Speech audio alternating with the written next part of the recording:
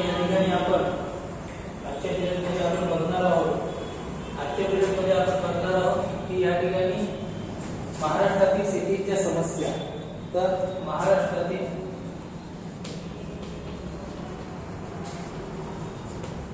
शेती समस्या.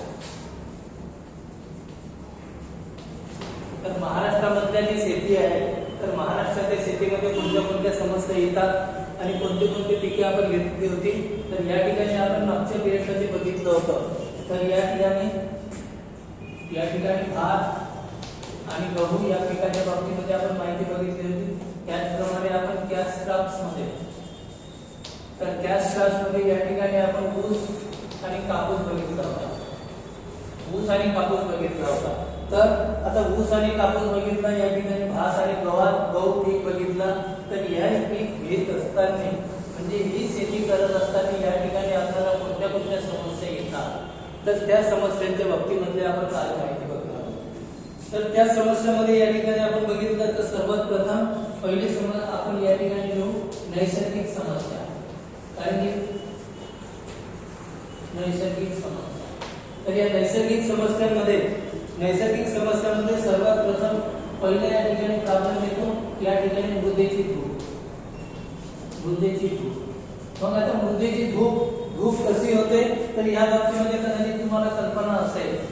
तर मृदेची धूप होत असताना म्हणजे मृदेची धूप का होते तर जेव्हा मृदेची धूप होत असते तर शेतीची या ठिकाणी जेव्हा वनस्पती नाहीसे होतात, बऱ्याचशा भागामध्ये जे वनस्पती असतात त्या वनस्पती नाहीशा होतात आणि त्या ठिकाणच्या वनस्पती नाहीशा झाल्यामुळे त्या ठिकाणी पसरलेली जी मुळे असतात तर या मुळांमध्ये ही जी माती असते ही माती पकडून ठेवली जाते.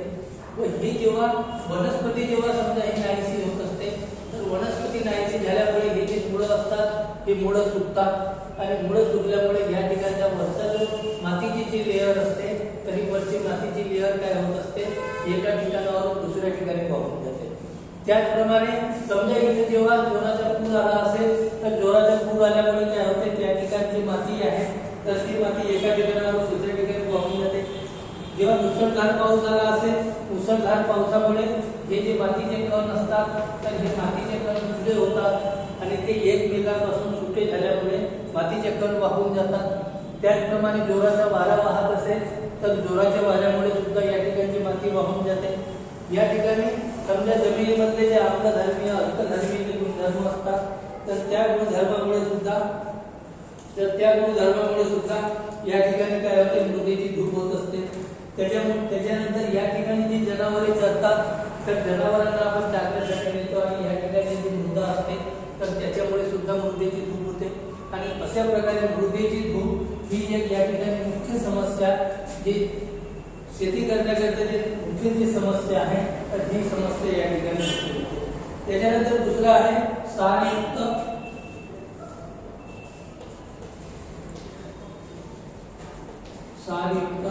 व आम्लीय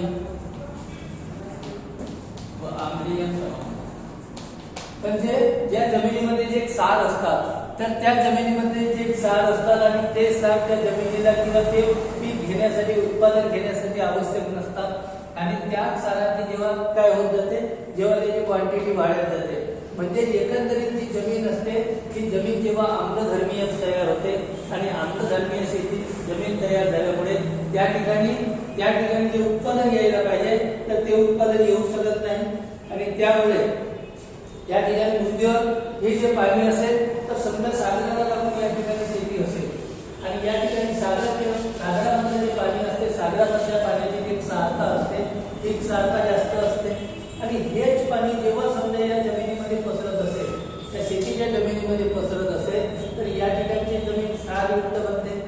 त्याच्यानंतर ही जी जमीन असते तर या जमिनीमध्ये आपण कुठल्या प्रकारचे खते वापरतो तर ज्या प्रकारचे आपण खते वापरू त्याच्यानुसार त्या जमिनीची जी आम्लता असते तर ती आम्लता वाढत असते आणि अशा प्रकारे मृदेमध्ये क्षार आणि आम्लाचे प्रमाण जेवढ्या प्रमाणात वाढत जाईल तेवढ्या प्रमाणामध्ये जमीन काय होत जाईल तर तेवढ्या प्रमाणामध्ये जमीन नापीक होत जाईल.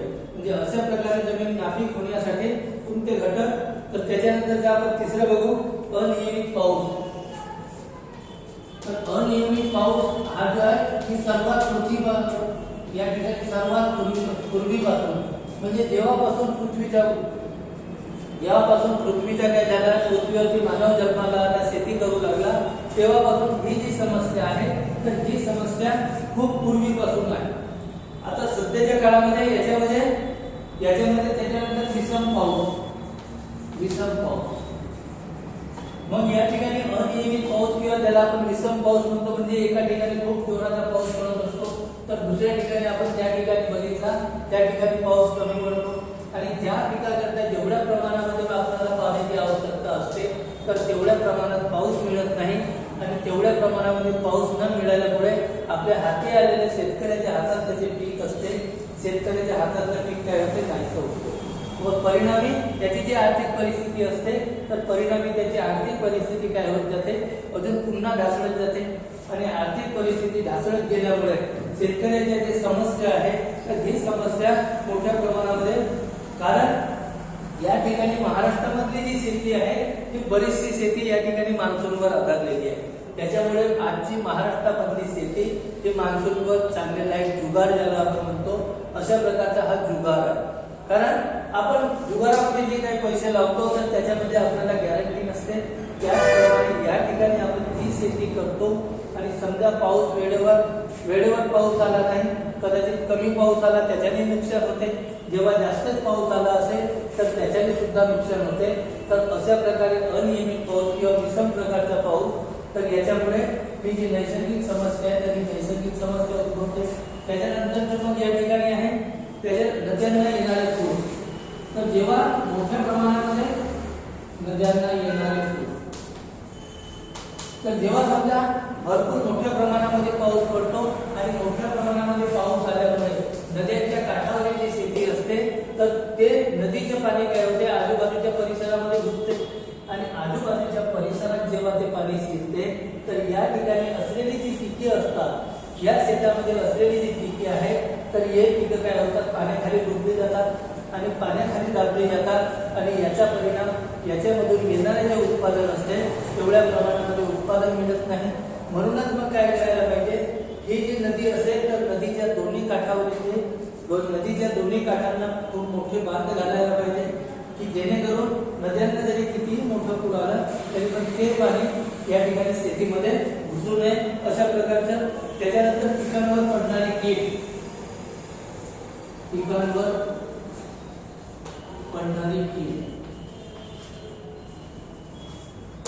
तर पिकांवर पडणारी कीड किंवा त्याला आपण रोगराई म्हणतो.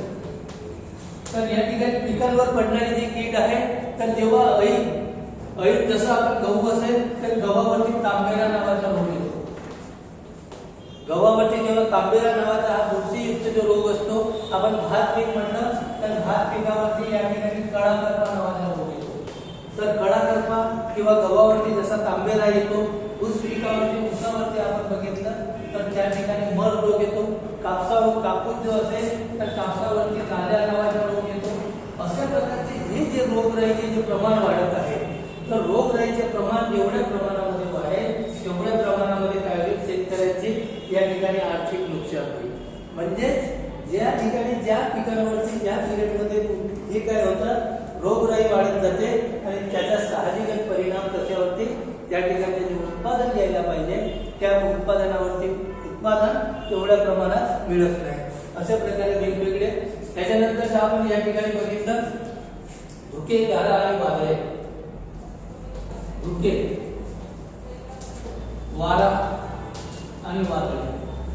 बघा या ठिकाणी धुके, समजा जेव्हा या ठिकाणी धानाचे लोंबे असतात किंवा जे गहू असते तर धान किंवा गव्हाच्या लोंब्या जेव्हा भरणीच्या काळामध्ये असतात, म्हणजे त्या ठिकाणी जेव्हा दाणे भरायला जेव्हा सुरुवात होते आणि त्या पिरियडमध्ये समजा या ठिकाणी समजा वातावरणामध्ये धुके पडले असतील तर त्या ठिकाणचे दाणे भरत नाही. दाणे काय असतात, कमजोर असतात. दाणा जशा प्रकारचा टपोरा व्हायला पाहिजे तसा टपोरा दाणा होत नाही. म्हणजे साहजिकच मालाची जी क्वालिटी असते तर ती क्वालिटी घसरत असते. त्याचप्रमाणे धानाचे सुद्धा, धानावरती समजा तशा प्रकारच्या या ठिकाणी धुके पडले असतील तर ते धानाच्या लोंब्या भरत नाही आणि त्या लोंब्या भरत नाही साहजिकच.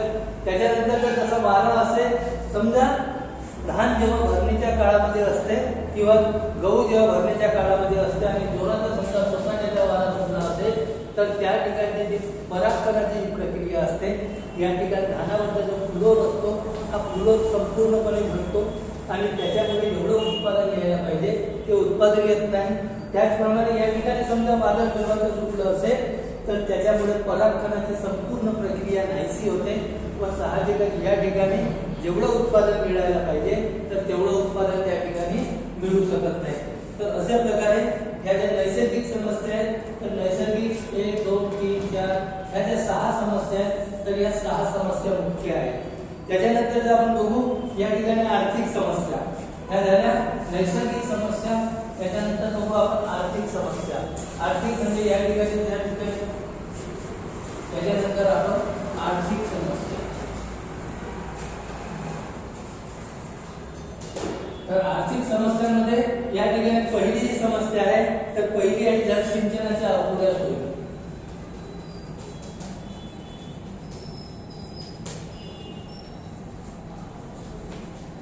जलसिंचनाच्या अपुऱ्या सोयी. तर ज्या ठिकाणी शेती म्हटलं तर शेतीसाठी जलसिंचन 100% या ठिकाणी काय पाहिजे गॅरंटेड जलसिंचन पाहिजे.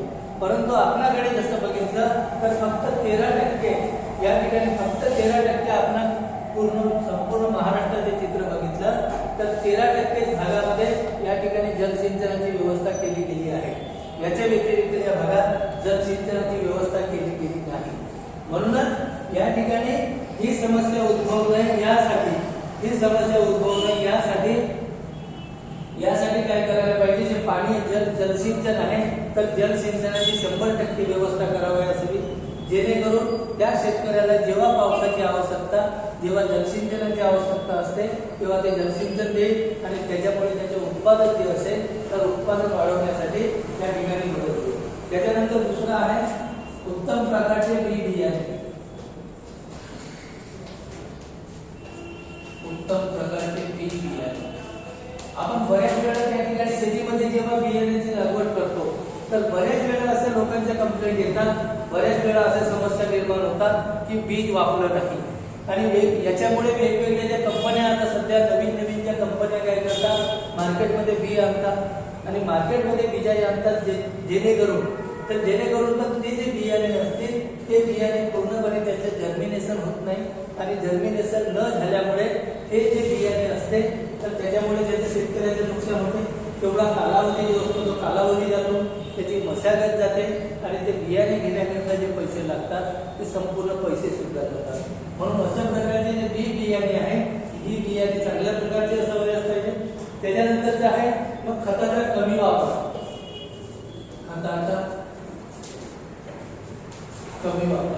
तर आपण बाकीच्या राज्यांची तुलना केली असता महाराष्ट्रामध्ये आपण खताचं जे प्रमाण आहे तर खताचं प्रमाण आपण खूप कमी वापरतो. याच्या मानाने बाकीच्या राज्यांमध्ये तुलना केली तर त्या ठिकाणी रासायनिक खतं जे असतात रासायनिक आणि सेंद्रिय खताचं प्रमाण जास्त असते आणि रासायनिक आणि सेंद्रिय खताचं प्रमाण जास्तीत जास्त असल्यामुळे त्या ठिकाणचे उत्पादन जास्त असते. तर महाराष्ट्रामध्ये रासायनिक खताचा वापर जो आहे हा खताचा वापर कमी होतो आणि त्याच्यामुळे इथलं मिळणारे जे उत्पादन असते तर मिळणारे उत्पन्न या ठिकाणी कमी असते. त्याच्यानंतर आपण जे गोवरे वगैरे जे शेणखत वापरतो तर अलीकडच्या काळामध्ये शेणखतापासून या ठिकाणी गोवऱ्या तयार केल्या जातात आणि ह्या गोवऱ्यांचा उपयोग आपण सरपणासाठी म्हणजे जाळण्यासाठी करतो आणि जाळण्यासाठी म्हणजे याच्यापासून आपल्याला जी उष्णता पाहिजे जी अग्नी पाहिजे तर ती मिळवण्यासाठी म्हणून आपण त्या गोवऱ्यांचा उपयोग करतो. त्याचप्रमाणे बरंचसं जनावरांचे शेणखत असते तर त्याचा उपयोग आपण गोबर गॅसमध्ये करतो आणि हा गोबर गॅसमध्ये उपयोग शेणाचा उपयोग केल्यामुळे याच्यामुळे शेतीमध्ये जेवढं आपण खत घालायला पाहिजे सेंद्रिय खत तर तेवढं सेंद्रिय खत आपण त्या ठिकाणी टाकू शकत नाही आणि सेंद्रिय खत त्या ठिकाणी न टाकल्यामुळे शेतीमधून मिळणारे जे उत्पन्न असते तर शेतीमधून मिळणारे उत्पन्न काय असते त्या ठिकाणी कमी असते. त्याच्यानंतर जर आपण चौथं बघितलं तर चौथा अपुरे भांडवल. तर शेती करायची म्हटली तर जेवढी आपण टेक्निकली पद्धतीने शेती करायची असेल तर त्या ठिकाणी भांडवल मोठ्या प्रमाणामध्ये पाहिजे. आणि भांडवल जितकं कमी असेल त्या प्रमाणामध्ये आपण शेती करू शकत नाही आणि त्याकरिता मग अपुऱ्या भांडवलामुळे आपण जे पारंपरिक पद्धतीने उत्पादन घेत होतो आपण त्याच पारंपरिक पद्धतीने उत्पादन घेतो आणि याचा परिणाम असा होतो की या ठिकाणी मिळणारे जे उत्पन्न असेल मिळणारे उत्पन्न कमी असते। दुसरं असं की त्या शेतकऱ्याला जेव्हा भांडवलाची आवश्यकता असते पैशाची आवश्यकता असते आणि त्या पिरियडमध्ये पैसे मिळत नाही आणि पैसे न मिळाल्यामुळे तो त्या शेतीमध्ये जी लागवड करायला पाहिजे होतं त्या प्रमाणामध्ये तो लागवड करू शकत नाही आणि ती लागवड न केल्यामुळे मिळणाऱ्या उत्पन्नावर त्याचा परिणाम होतो आणि मिळणाऱ्या उत्पन्नावर परिणाम झाल्यामुळे साहजिकच त्याची आर्थिक समस्या जी आहे तर ती आर्थिक समस्या काय होत असते आर्थिक समस्या मोठ्या प्रमाणामध्ये भेडसावत असते। त्याच्यानंतर जो पॉइंट आहे तर तो शेतीच्या शेतीमध्ये यांत्रिकीकरणाचा अभाव। तर तो यांत्रिकीकरणाचा अभाव पण यांत्रिकीकरणामध्ये या ठिकाणी भागभांडवल ज्याला आपण भांडवल म्हणतो ज्यांच्याकडे छोटी शेती असेल तर त्या छोट्या शेतीमध्ये यांत्रिकीकरण करता येणार नाही। तर यांत्रिकीकरण करण्यासाठी या ठिकाणी शेताचा जो आकार आहे शेताचा आकार मोठा असावाच पाहिजे परंतु अलीकडच्या काळामध्ये लोकसंख्या जशी वाढत गेली आणि लोकसंख्या वाढल्यामुळे शेतीचे छोट्या छोट्या प्रमाणामध्ये तुकडे झाले। जेव्हा 1 एकर शेती असेल तर 1 एकर शेतीचे 2 तुकडे झाले अर्धा एकर झाले अर्ध्या एकरामध्ये पुन्हा त्याचे अजून तुकडे झाले। अशा प्रकारे शेतीचा जो आकार होता तर शेतीचा आकार छोटा होत गेला आणि शेतीचा आकार छोटा होत गेल्यामुळे या ठिकाणी जे यांत्रिकीकरण करायला पाहिजे होतं आणि यांत्रिकीकरणामुळे शेतीचा येणारा जो खर्च असेल हा येणारा खर्च कमी येतो परंतु आपल्या महाराष्ट्रामध्ये यांत्रिकीकरण जे आहे तर ज्या प्रमाणामध्ये यांत्रिकीकरण व्हायला पाहिजे होतं तेवढ्या प्रमाणामध्ये यांत्रिकीकरण झाल्याचं दिसून येत नाही। त्याच्यानंतर त्या वाहतुकीच्या अपुऱ्या सोयी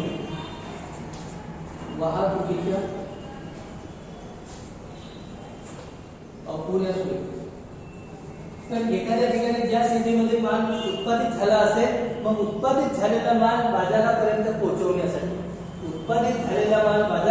पोहोचवण्यासाठी वाहतुकीची व्यवस्था असावयास पाहिजे परंतु आपण महाराष्ट्रात बघत आहोत की बऱ्याचशा ठिकाणी गडचिरोली चंद्रपूर या ठिकाणी जिथं जंगली भाग जास्त आहे तर फॉरेस्टचा एरिया जास्त असल्यामुळे आणि हिस्त्र स्वागतांचा वावर खूप मोठ्या प्रमाणात असल्यामुळे त्या ठिकाणी शेतापर्यंत रस्त्यांची निर्मिती झाली नाही आणि त्याच्यामुळे शेतामधून जेवढ्या वेळामध्ये कमी वेळात उत्पादित झालेला माल मार्केटमध्ये जायला पाहिजे तेवढ्या वेळामध्ये जाऊ शकत नाही।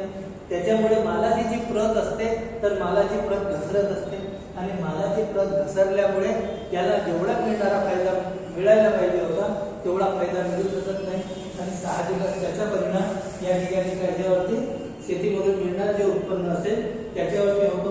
त्याच्यानंतरचं मग आपण 7वां बघू बाजारपेठांचा अभाव। तर बाजारपेठ ज्या ठिकाणी माल उत्पादित होत असेल तर उत्पादित मालाच्या आजूबाजूला जरी बाजारपेठ असेल या ठिकाणी समजा आजूबाजूच्या खेड्यामध्ये माल उत्पादित झाला आणि या ठिकाणी माल उत्पादित झाल्याच्या नंतर हा जेव्हा मध्य भागामध्ये या बाजारपेठेमध्ये येत असेल तर याला साहजिकच याचा खर्च पण कमी आहे आणि याला खर्च कमी आहे चांगल्या क्वालिटीचा माल या ठिकाणी बाजारामध्ये येईल आणि ताजा माल जेव्हा बाजारामध्ये येत असेल आणि ज्या नाशिवंत वस्तू असतात फॉर एक्झाम्पल जसं दूध असेल दूध हे नाशिवंत आहे आणि नाशिवंत असल्यामुळे जे जेव्हा आपण दूध काढतो दूध काढल्याच्या नंतर काही वेळामध्ये ते मार्केटपर्यंत जाऊन पोहोचायला पाहिजे। जसं टमाटर आहे द्राक्षे आहेत हे जे उत्पादित होणारं माल जेवढ्या लवकर बाजारात जाईल तर तेवढ्या प्रमाणामध्ये काय होईल त्याची मार्केटिंग होईल आणि तेवढा फायदा जो आहे तर तेवढा बेनिफिट त्या शेतकऱ्याला मिळेल।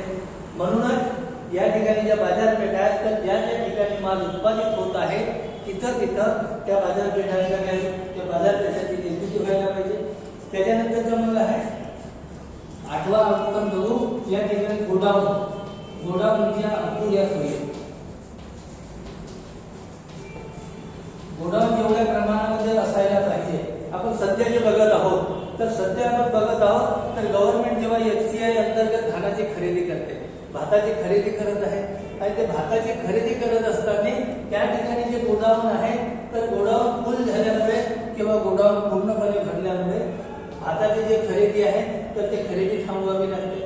परिणामी याचा परिणाम असा होतो की जे काम या ठिकाणी 30 दिवसात व्हायला पाहिजे होतं, एका महिन्यामध्ये भाताची खरेदी व्हायला पाहिजे होती, तर ती खरेदी 3 ते 4 महिन्यापर्यंत लागते. का म्हणून?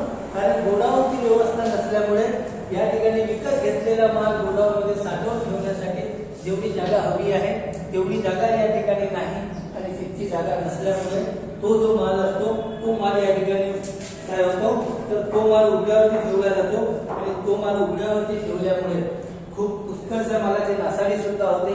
तर अशा प्रकारे गोडाऊन नसल्यामुळे मग आपल्यापाशी जेव्हा गोडाऊन नसतो तर त्याचा परिणाम असा होतो आपण स्वस्त दराने सुद्धा तो माल त्या ठिकाणी विकत असतो.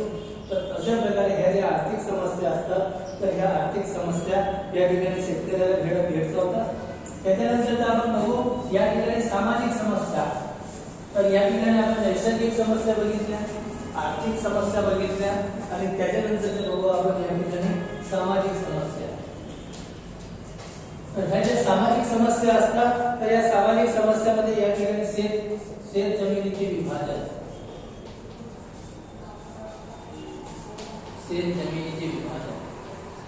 मी आता सांगितलं तुम्हाला की या ठिकाणी शेतीचे छोटे छोटे तुकडे पडतात. जेव्हा आपण एका कुटुंबामध्ये समजा 4 लोक असतील तर त्या 4 कुटुंबा मिळून या ठिकाणी 4 एकर शेती असेल. जेव्हा 4 एकर शेती असेल तर या ठिकाणी 4 भावाचे पार्टिशन झाल्यामुळे या शेतीचे 4 भागामध्ये विभाजन झालं. या 4 भागात विभाजन झाल्यामुळे एक एकराचे या ठिकाणी तुकडे पडले. साहजिकच या ठिकाणी तुकडे पडल्यामुळे हे जे बाग घालण्याकरता जे जागा लागते तर त्याच्यामध्ये जमीन वाया जात असते. आणि अशा प्रकारे शेत जमिनीचे जे विभाजन होते त्याच्यामुळे यांत्रिकीकरण सुद्धा करता येत नाही. यांत्रिकीकरण करता येत नाही. आपण कुठल्याही प्रकारचा एक प्रोजेक्ट टाकतो म्हणला तो सुद्धा या ठिकाणी टाकता येत नाही. अशा प्रकारचे हे जी याला आपण सामाजिक समस्या म्हणू शकतो, तर शेत जमिनीचे विभाजनामुळे. त्याच्यानंतर दुसरा आहे शेती करण्याची जुनी पद्धत. शेती करण्याची जुनी पद्धत आपण बऱ्याच ठिकाणी बघतो, तर बऱ्याचशा ठिकाणी जी शेती आहे तर पूर्वीच्या पद्धतीने पारंपरिक पद्धतीने शेती केली जाते. आणि जी शेती पारंपरिक पद्धतीने केली जाते आणि यांत्रिक पद्धतीने जी शेती केली जाते, तर पारंपरिक पद्धतीने शेती जे लोक करतात त्यांचा खर्च जास्त येतो. कोणाच्या तुलनेत यांत्रिकीकरणापेक्षा जे यांत्रिकीकरणाने शेती केली जाते त्यांचा खर्च कमी येतो. तर पारंपरिक पद्धतीने जे लोक शेती करत असतात तर त्यांचा खर्च जास्त येतो.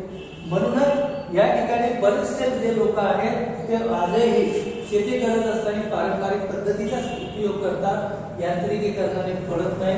हा सुद्धा एक सामाजिक जो परिणाम आहे, तर या सामाजिक परिणाम या ठिकाणी शेतीवरती होत असतो. त्याच्यानंतर जो तिसरा आहे भाग्यवादी किंवा रूढीप्रिय शेतकरी. भाग्यवादी किंवा रूढीप्रिय शेतकरी. बरेचसे लोकांचा आजही भाग्यावरती विश्वास आहे. जे लोक म्हणतात की निसर्ग जे काही देते, निसर्ग जे काही करत आहे तर निसर्ग व्यवस्थित करतो आहे, निसर्ग बरोबर करतो आहे, या भरोश्यावरती बरेचसे लोक आहेत. आणि त्याच्यामुळे बरेचसे शेतकरी काय करतात, स्वतः काही न करता निसर्ग जे काही करेल, निसर्ग जे देतो आहे, निसर्ग जे करतो आहे ते बरोबर करतो आहे, या भाग्यावरती किंवा या रूढीवरती. ही जी रूढी आहे किंवा जे भाग्यवादी जे लोक आहेत, म्हणजे निसर्ग जे करेल जे काही देईल ते बरोबर आहे असे म्हणणारे जे लोक आहेत, जे शेतकरी आहेत, तर याचा परिणाम सुद्धा कशावरती होतो, याचा परिणाम आपल्या शेतीवरती होतो. आणि अशा प्रकारचे जे लोक त्याच्यानंतर जर आपण चौथं बघितलं तर शेतीकडे उदरनिर्वाहाचे साधन. शेतीकडे आपण बघत असताना या ठिकाणी उदरनिर्वाहाचे साधन म्हणून बघतो. तर या ठिकाणी आपण व्यापारी शेती म्हणून आपण शेतीकडे बघत नाही. आपण जोपर्यंत या ठिकाणी उदरनिर्वाहाचे साधन म्हणून बघतो तर उदरनिर्वाहाच्या मध्ये फक्त आपण स्वतःपुरतं आज आपल्याला जेवढी आवश्यकता असेल तर तेवढ्या पुरतं आपण अर्निंग सोर्स बघतो. आपण हे बघत नाही की म्हणजे याच्यामधून जास्त उत्पादन मिळेल आणि जास्त उत्पादन मिळाल्याच्या नंतर साहजिकच त्याची आर्थिक परिस्थिती सुधारेल. आर्थिक परिस्थिती जेव्हा सुधारेल म्हणजे जेणेकरून त्याच्या राष्ट्राच्या उत्थानामध्ये किंवा देशाच्या उत्थानामध्ये त्याचाही हातभार लागेल.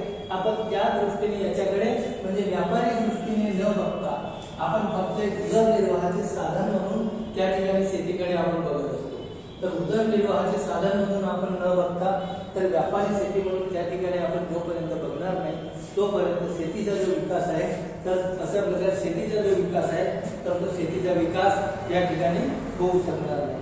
तर अशा प्रकारे आपण शेती आणि शेतीमध्ये येणाऱ्या ज्या समस्या आहेत तर या समस्यांच्या बाबतीमध्ये आपण बघितलं नैसर्गिक समस्या, आर्थिक समस्या आणि सामाजिक समस्या. तर याच्यानंतर आपण या ठिकाणी बघू शेती समस्या आपण सोडवण्याचे उपाय. आपण या ठिकाणी मग आता ज्या समस्या 3 प्रकारच्या त्या 3 प्रकारच्या समस्या आपण या ठिकाणी काय उपाय करून सोडवता येतील का? तर ह्या ज्या समस्या आहेत तर या ठिकाणी पहिला आपण शेती समस्या सोडवण्याचे उपाय. तर या ठिकाणी शेती समस्या सोडवण्याच्या उपायामध्ये आपण ज्या ठिकाणी जे नैसर्गिक, आर्थिक आणि सामाजिक जे घटक बघितले त्यांनाच आपण समजा थांबवण्याचा प्रयत्न केला.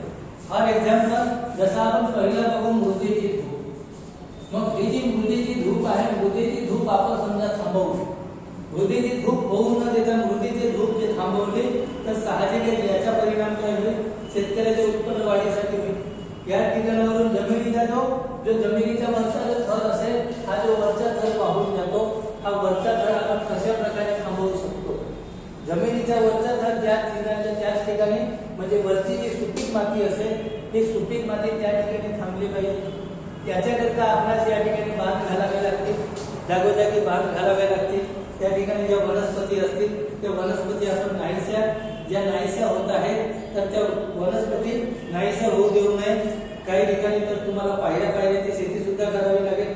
त्याच्यानंतर याची जी आपण नांगरणी करत असतो तर ही नांगरणी आपण अशाच पद्धतीने न करता या ठिकाणी आपण काटकोनामध्ये त्याची नांगरणी करावी लागेल. आणि ही काटकोनामध्ये नांगरणी केल्यामुळे काही प्रमाणामध्ये त्याला प्रतिबंध होईल.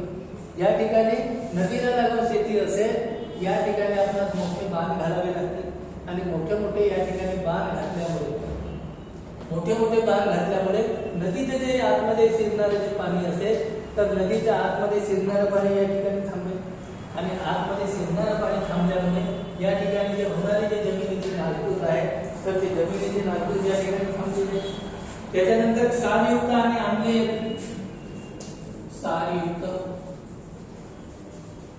व आम्लीय जमीन. मी या ठिकाणी सांगितलं होतं की जेव्हा सागराचं पाणी तुमच्या शेतीमध्ये आतमध्ये येत असेल तर सागराचं पाणी जमिनीमध्ये या ठिकाणी येऊ नये यासाठी सागर ज्या भागामधून आहे तर या ठिकाणी उंच अशा प्रकारचे काय बांधावं लागेल. या ठिकाणी घुरपट काढावी लागेल. आणि अशा प्रकारे उंच अशा प्रकारचे बांध या ठिकाणी घातल्यामुळे सागराचं पाणी या ठिकाणी येणार नाही. जे आम्लीय पाऊस होत असतो ज्याला आपण आम्ल पर्जन्य म्हणतो तर आम्ल पर्जन्य ज्या भागामध्ये होत असेल तर त्या भागामध्ये पोल्युशन थांबवावं लागेल.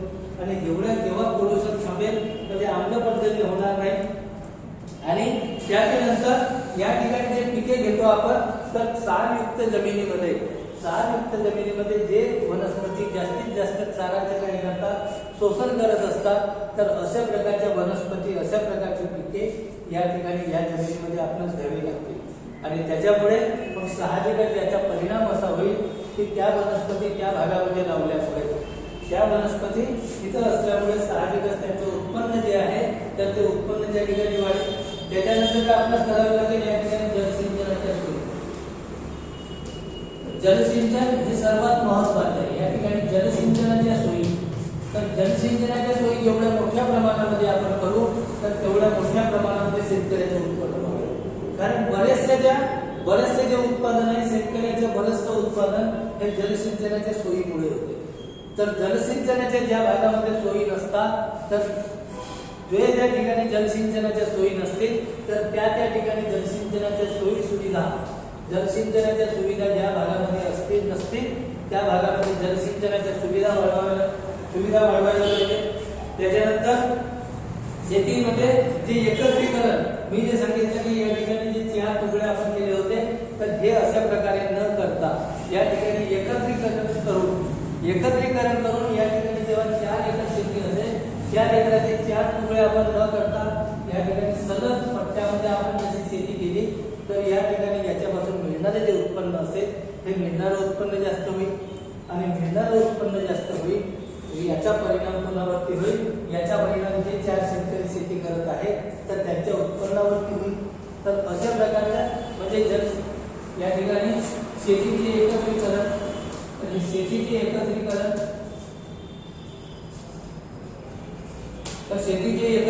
हे सुद्धा या ठिकाणी महत्त्वाचे. त्याच्यानंतर जी मृदा असेल तर मृदा शेती योग्य बनवणे, जी मृदा खाली असेल मृदा शेती योग्य बनवणे, जी मृदा पडीक असेल आणि त्या पडीक जमिनीला या ठिकाणी शेती योग्य बनवण्यासाठी त्या ठिकाणी नांगरणी करावी लागेल. शेती समजा अशा प्रकारचे खाल उबळ असेल अशा प्रकारची असेल तर तिला त्या ठिकाणी पहिल्यांदा समतल पातळीमध्ये शेती आणावी लागेल आणि समतल पातळीमध्ये या ठिकाणी जोपर्यंत आपण शेती आणणार नाही, समतल पातळीत शेती आणणार नाही तर तोपर्यंत समतल पातळीत येणार नाही तोपर्यंत या ठिकाणी आपण शेती करू शकत नाही. म्हणून हे समतल पातळीत शेती आणण्यासाठी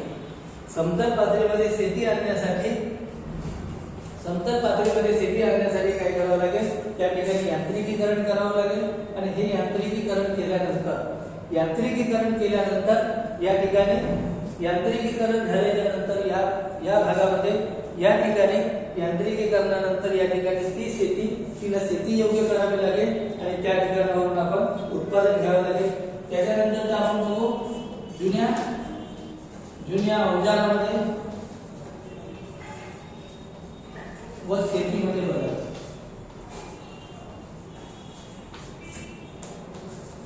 आपण जे पारंपरिक पद्धतीने किंवा जुन्याच पद्धतीने जे उत्पादन घेत होतो तर ते पारंपरिक पद्धत सोडून सध्याच्या काळामध्ये जे हायब्रिड बी बियाणे आलेले आहेत तर त्या हायब्रिड बी बियाण्यांचा त्या ठिकाणी वापर करावा लागेल आणि हायब्रिड बी बियाण्यांचा वापर करून नवीन जास्त उत्पादन देणाऱ्या ज्या वनस्पती असतील तर जास्त उत्पादन देणाऱ्या वनस्पती त्यांची आपल्याला या ठिकाणी लागवड करावी लागेल आणि जास्त उत्पादन देणाऱ्या वनस्पतींची आपण लागवड करून आपणास उत्पादन वाढवावं लागेल. त्याच्यानंतर आपण बघू नैसर्गिक व रासायनिक खतांचा वापर. नैसर्गिक व रासायनिक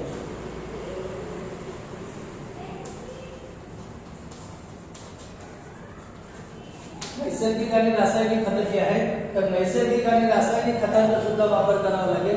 मी याच्यापूर्वी सांगितलं होतं की जे नैसर्गिक खत ज्याला आपण म्हणतो शेणखत तर त्या शेणखताचा वापर या ठिकाणी गोबऱ्या तयार करण्यासाठी किंवा गोबर गॅससाठी न वापरता त्याचा वापर जेव्हा आपण शेतीमध्ये करू तर या शेतीमध्ये वापर केल्यामुळे याच्यामुळे जमिनीची जी प्रतवारी असेल जमिनीची प्रतवारी टिकून राहील. जमिनीचा पीएच ज्याला आपण सामू म्हणतो तो सामू टिकून राहील आणि त्याच्यामुळे साहजिकच मिळणारे जे उत्पन्न असेल तर ते मिळणारे उत्पन्न सुद्धा या ठिकाणी जास्तीत जास्त होईल आणि त्याचा परिणाम त्याच्यानंतर आहे पिकावरील रोगांचे नियंत्रण. पिकांवरील रोगांचे नियंत्रण आपण बघितलं की पूर्वीच्या काळामध्ये जे काही आपण उत्पादन घेत होतो जे गावठी आपल्याकडे बी बियाणे होते त्यांच्यावरती रोगाचं प्रमाण कमी होतं. तर सध्याच्या काळामध्ये आपण जे बी बियाणे वापरतो जे रासायनिक खताचा वापर आपण जास्त करतो संकरित बियाणे वापरतो तर संकरित बियाण्यावरती येणारे जे रोगराईचं प्रमाण आहे तर संकरित बियाण्यावरती येणाऱ्या रोगराईचं प्रमाण जास्तीत जास्त मोठ्या प्रमाणामध्ये असते.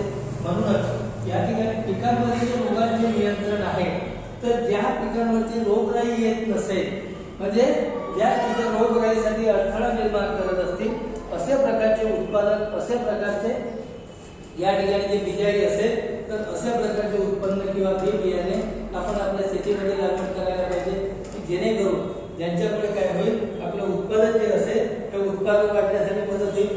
त्याच्यानंतर आपण बघू शेती शाळा व संमेलने भरवणे. तर या ठिकाणी वेगवेगळे जे नवीन नवीन जे टेक्निक असतील, नवीन नवीन टेक्निक आपण शेतकऱ्यांना देण्यासाठी, शेतकऱ्यांना नवीन टेक्निक देण्यासाठी अशा प्रकारचे वेगवेगळे शेतकी शाळा भरवायला पाहिजे. जे जो तालुका असेल तर ते तालुका लेवलवर भरवायला पाहिजे, गाव लेवलवर भरवायला पाहिजे. त्या ठिकाणी जे वेगवेगळे कार्यक्रम असतील, कार्यक्रमांच्या माध्यमातून त्यांना आपण प्रोत्साहित करायला पाहिजे. नवीन नवीन जे काही डिझाईन असतील, नवीन नवीन ज्या समस्या किंवा ज्या टेक्निक असतील त्या टेक्निक आपण शेतकऱ्यांना द्यायला पाहिजे. त्याच्यानंतर आपण बघू शेतकऱ्यांना भांडवल पुरवठा.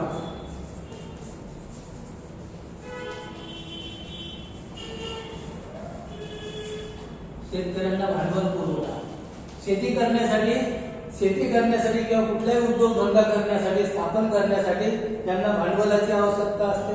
जेवढ्या मोठ्या प्रमाणामध्ये भांडवल राहील, मोठ्या प्रमाणामध्ये भांडवल उपलब्ध होईल, तर तेवढ्या प्रमाणामध्ये शेतीमधून मिळणारं उत्पन्न सुद्धा त्या ठिकाणी जास्त होईल. म्हणूनच शेतकऱ्यांना या ठिकाणी त्यांच्याकडे जे आवश्यक असेल, आवश्यक तेवढं भांडवल जे आहे तर ते भांडवल उपलब्ध करून द्यायला पाहिजे. त्याच्यानंतर प्रौढ शिक्षणाचा प्रसार. शेतकऱ्यांमध्ये समजूतदारपणा येण्यासाठी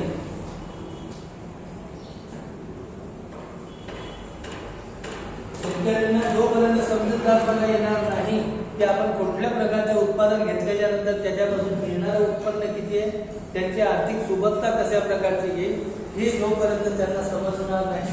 मग आता हे त्यांना समजण्यासाठी त्यासाठी त्यांना प्रौढ शिक्षण द्यावं लागेल, शिक्षणाच्या सोयी उपलब्ध करून द्याव्या लागतील. त्यांच्या मनामध्ये जोपर्यंत याची ह्या जी माहिती आहे ही माहिती येणार नाही. त्याच्यानंतर आहे चांगल्या जातीच्या पशु जे आहेत तर हे झालं आपल्याला 12.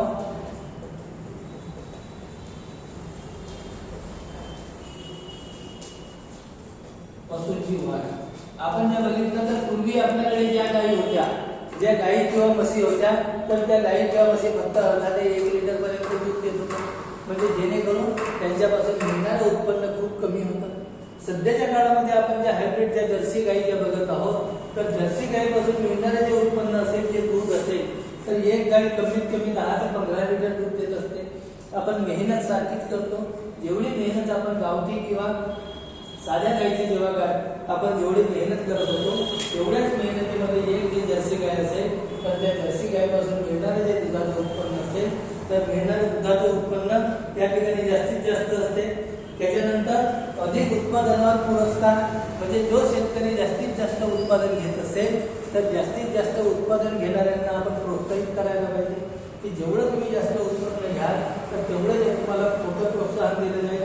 अशा प्रकारे उत्पादन वाढीसाठी शेतकऱ्यांमध्ये जे प्रोत्साहन असेल तर ते प्रोत्साहनपर योजना या ठिकाणी शेतकऱ्यांमध्ये लागू करायला पाहिजे. त्याच्यानंतर मग वाहतुकीच्या ज्या सोयी आहेत, ज्या ठिकाणी माल उत्पादित होतो तर उत्पादित झालेला माल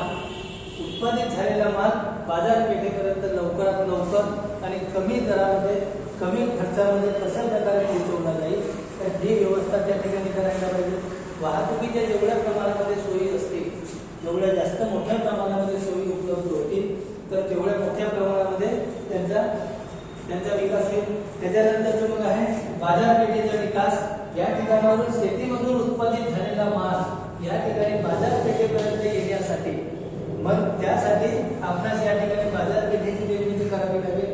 आणि ही बाजारपेठ या ठिकाणापासून उत्पादित मालापासून म्हणजे शेतीपासून जी बाजारपेठ असेल याचं अंतर कमी कसं केलं जाईल, त्यांचा या ठिकाणी येण्याचा खर्च कसा कमी केला जाईल हे सुद्धा या ठिकाणी बघावं लागेल.